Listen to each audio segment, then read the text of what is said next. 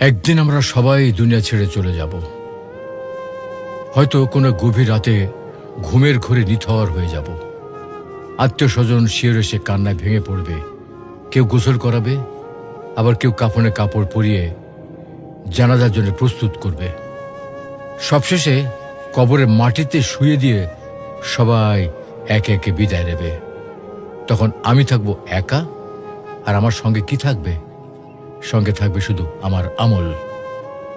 কবরের অন্ধকারে মুনকার নাকির এসে প্রশ্ন করবে, তোমার রব কে? তোমার দিন কি?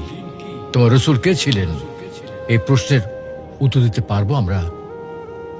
আমরা দুনিয়ার মোহে এতটাই বিভোর যে মৃত্যুর কথা ভুলে গেছি, অথচ জীবন ক্ষণস্থায়ী।